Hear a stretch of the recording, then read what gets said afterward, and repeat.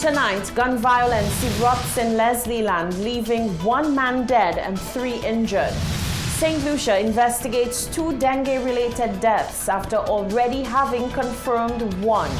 And the president of the Medical and Dental Association says rumors of a COVID conspiracy are an insult to medical professionals who are on the front line of this fight. The details of these stories and more coming up. This is the Hot 7 Nightly News with Lovelace and Amy Joseph. Good night. It is Tuesday, the 13th of October, 2020. Welcome to the Hot 7 TV Nightly News. I'm Lovely St. Amy Joseph. Thank you for joining us. The day after gun violence erupted in the Leslieland community, leaving 3 wounded and 1 dead in 2 separate incidents, Hot 7 TV's Rochelle Gonzalez returned to the scene where Stevie Sharma alias Zoomboy was shot dead. The circumstances surrounding the 2 incidents are unclear, and it is yet to be determined whether they are linked. A day of gun violence in the Leslieland community ended in murder, and right here where I stand is where Stevie Sharma took his last breath. The incident occurred at some point after 7 p.m. in the Folligwa community, better known as the slums. While Sharma was seated in this white chair, the positioning was right here, and this is the point where he was shot. The bullet hole bears the evidence of the shooting. Attempts to get any further information on the matter from residents as well as police were fruitless. However, a video was posted onto social media on Monday evening showing the deceased lying face down on the ground with his head in a pool of blood. As I mentioned, earlier on Monday, there was another shooting incident where 3 male individuals were shot in the Leslieland community, just higher up from where we're standing. No lives were lost in that incident. However, the day of violence did end in murder, right here in this community. The Ministry of Health and Wellness is currently investigating 2 dengue-related deaths. Both individuals were seen and managed at the Owen King EU Hospital, where they presented with a clinical picture consistent with dengue fever. To date, St. Lucia has recorded 1 confirmed dengue-related death and is now investigating the possibility of 2 others. The dengue outbreak that was first declared in August of this year is steadily increasing, both in terms of numbers of people affected, which is now at 540, and now possible dengue-related deaths, which could be at 3. National epidemiologist Dr. Michelle Fassois says an investigation is underway to determine if 2 recent deaths are dengue-related. All samples were tested locally for dengue virus and have been sent to the Caribbean Public Health Agency for confirmation. The Ministry of Health and Wellness awaits these confirmatory results. As of October 3, 2020, a total of 540 confirmed cases have been recorded. The mean age of cases is 19 years, with an age range from 3 weeks to 84 years. The age group 5 to 14 years accounts for approximately 38% of all cases. The public is reminded that with both dengue serotypes 2 and 3 in circulation, the likelihood of people presenting with the severe form of dengue fever is increased. In its mild form, dengue fever may present with a fever, headache, pain behind the eyes, muscle and joint pains, and a red, itchy rash. There are several warning signs that persons need to be aware of.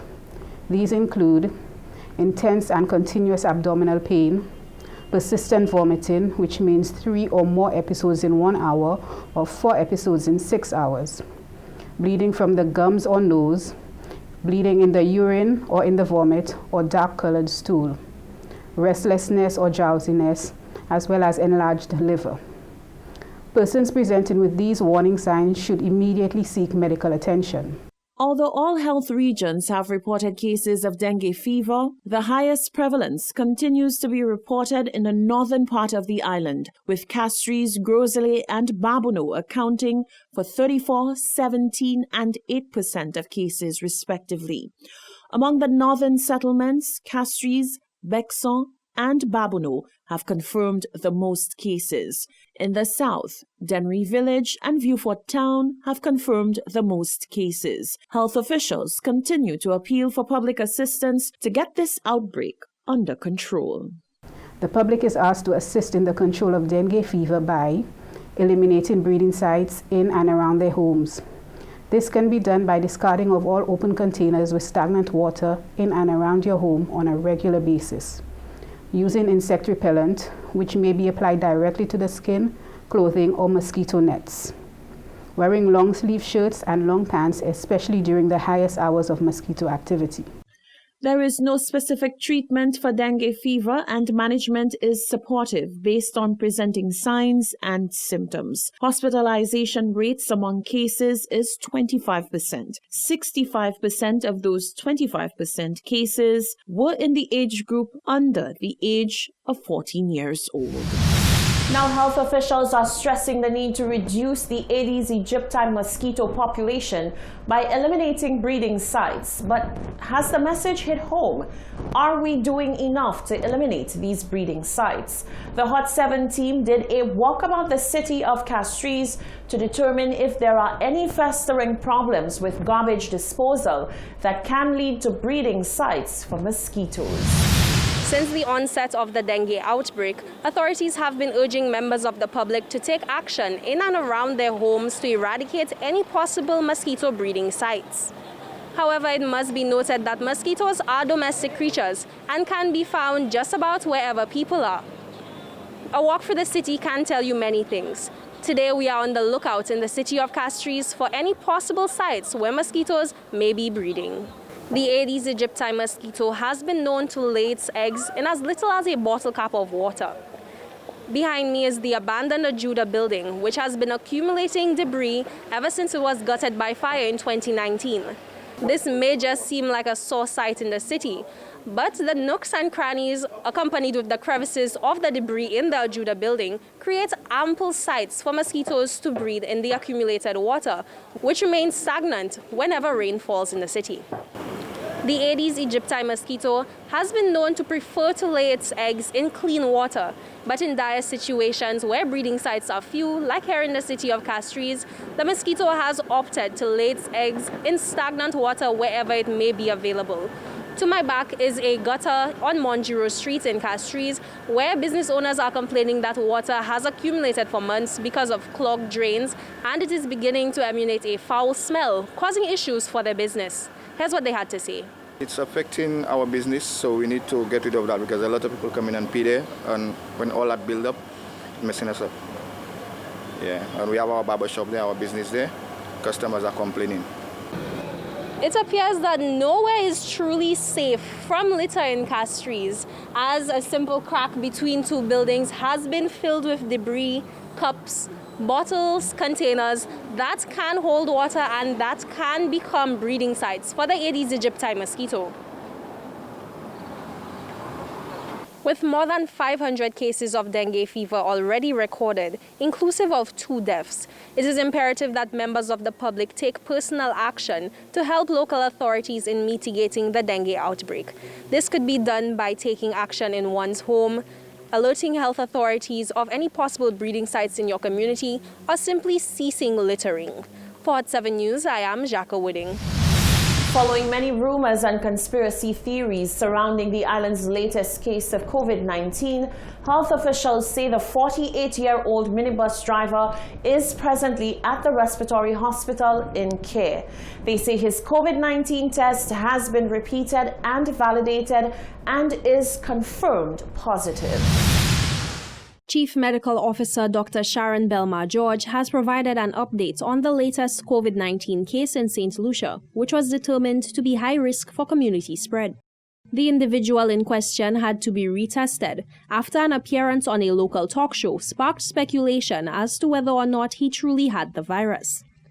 The Ministry of Health took swift action to address these rumors, revealing that he has once again tested positive. The last confirmed case of COVID-19 recorded on Saturday, October 10th, is the 48-year-old minibus driver. He is presently at the respiratory hospital in care. His COVID-19 tests have been repeated and validated, and they confirmed as positive. In surplus of 500 persons have been reviewed in relation to this case, and over 200 tests have been issued. This includes close contacts, minibus drivers and commuters from the bus route, and residents from the community. According to the CMO, all test results so far have been negative. 283 tests have been done and the results received so far are negative. About 50 people have been placed in quarantine. The community and contacts of the case will be monitored for a period of 14 days to assess the impact of this case. This past weekend, in response to this case, investigations and contact tracing commenced in communities and amongst key populations of concern, and these activities are still ongoing. The CMO reminds that the Ministry of Health remains the official source of accurate information on St. Lucia's COVID-19 response. She implores the public to seek any required clarification at the level of the ministry. Jacques Wooding, Hot 7 News. Now, in relation to this latest COVID-19 case, our sources tell us that teachers at the Larry Shoes Primary School in Dennery reportedly refused to enter the classroom on Tuesday morning. The reported COVID-19 victim has a grandchild who attends the school. The union, the chief medical officer, the chief education officer, and the education minister, we understand, had to be summoned to meet with the staff to try to defuse the situation. Teachers were alleging that enough is not being done to sanitize the compound and to test contacts. We will have more on that story in a subsequent newscast. In other news, the president of the St. Lucia Medical and Dental Association is expressing disappointment in the growing belief that COVID-19 is a hoax after conspiracy theories regarding the 29th COVID-19 case. Dr. Merle Clark is warning St. Lucians to remain vigilant, adhere to set protocols, and to refrain from believing the wicked whispers being spread, dismissing the dangers and veracity of the virus. She says the rumors are quite frankly insulting to medical personnel who go above and beyond to save lives.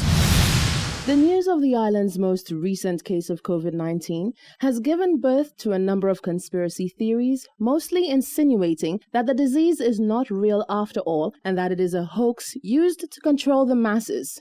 What triggered the notion is the fact that the Chief Medical Officer, Dr. Sharon Belmar George, revealed during Sunday's address to the nation that the man was initially sent home after he was tested and then placed into state isolation once his positive results were in hand. The latest case is a bus driver who plies the Vieux-Fort-Castries route. Amongst the numerous rumors that began to swirl, people began to speculate whether there was any truth to the announcement, as they found it hard to believe and understand why someone with symptoms of the disease would be allowed to go back home without knowing whether he was a threat or not, which he turned out to be. Well, the president of the St. Lucia Medical and Dental Association, Dr. Merle Clark, has condemned the rumors and conspiracies and asked what motive would the powers that be have to lie. You have physicians who are working night and day in full PPE. It is a very hard thing to do. It's something we take for granted, but when you're in PPE, you understand the heat that is generated and how hard it is to do your regular tasks wearing it. And it is very demoralizing to hear it being said that essentially we're all in on it. That is absolutely not true. That would mean the lab is in on it and everybody is in on a hoax, and that is far from the truth. The reality is we are going to, as we have, our borders are open, the economy is opening, the country is open. In our main source markets, for example, and in many countries around the world, you are seeing second waves. So it is important that we continue to adhere to protocol.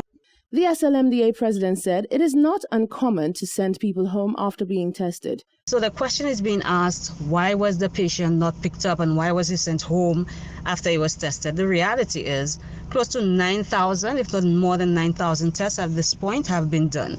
Patients who aren't grossly symptomatic, overtly symptomatic, are not necessarily admitted. So it is not uncommon that a test be done and the patient be allowed home if they're very mildly symptomatic. Of course, you're allowed home with instructions that you isolate yourself until the results, because we are getting our results within a fairly short period of time. It's not like in the beginning when everything was going over to CARPHA and we had to wait days for results.